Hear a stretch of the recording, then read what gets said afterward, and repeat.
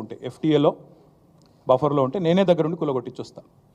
కానీ నేను కాంగ్రెస్ ప్రభుత్వాన్ని ఒక మాట అడుగుతా ఉన్నా, సరే ఏమైనా తప్పుంటే కూలగొట్టిరు, నో ప్రాబ్లం, కూలగొట్టండి, దానిలో నష్టమేం లేదు, వెల్కమ్, మంచి జరుగుతున్నప్పుడు అందరం ఆహ్వానించాల్సింది.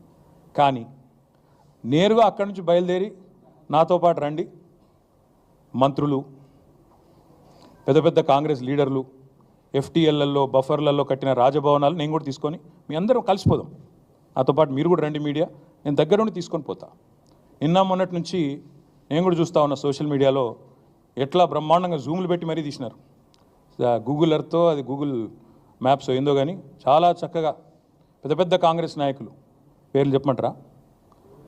రెవెన్యూ మంత్రి గారు పొంగులేటి శ్రీనివాసరెడ్డి గారు, తర్వాత కేవీపీ రామచంద్రరావు గారు, ఆ తర్వాత పట్నం మహేందర్ రెడ్డి గారు ఎఫ్టీఎల్లో, తర్వాత ఇంకెవరున్నారబ్బా, సుఖేందర్ రెడ్డి గారు కౌన్సిల్ చైర్మన్ గారు, తర్వాత మన ఉన్నారు మధు యాష్కి గారు, ఇంకా చాలామంది ఉన్నారు. ఇంకొకటి కూడా ఉంది, రేవంత్ రెడ్డి గారిది కూడా ఏడుందో నేను చూపెడతాను మీకు.